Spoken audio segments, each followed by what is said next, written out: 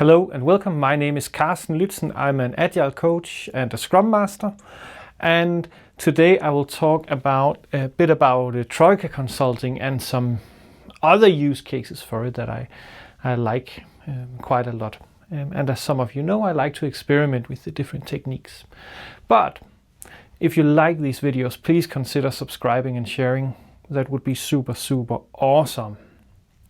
And Troika Consulting is a liberating structure where we have one client and two consultants, and the client pitches their problem or their challenge to the consultants, and then the consultants can ask clarifying questions, and then the client turns it back to the two consultants, and then the consultants discuss the challenge at hand, and then after a certain period of time, the client returns back.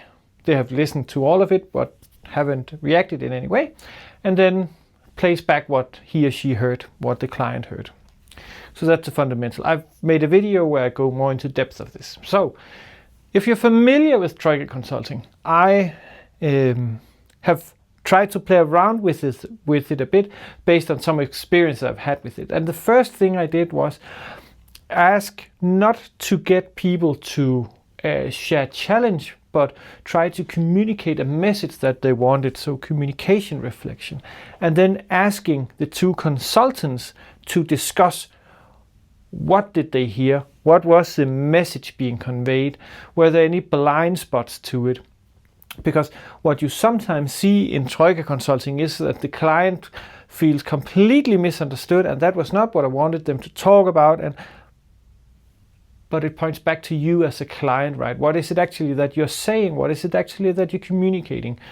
So we can frame it around that. If we are practicing, how is it that we convey information? How is it that we present? Then we can use Troika Consulting for that. Then solution-focused Troika is quite fun.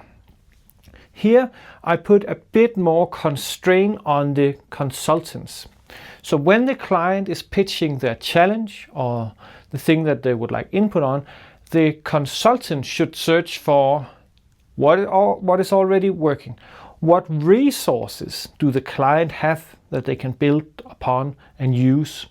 Instead of making just their own solutions, this can help the client figure out, I have actually done something similar to this.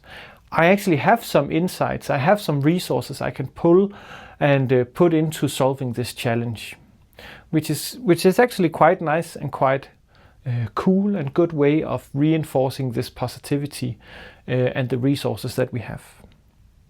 Then the most interesting one maybe is a prioritization troika. So here the client pitches what are the current tasks on their to-do list, what is it that they're working on, and then ask the consultants to reflect on this and prioritize it.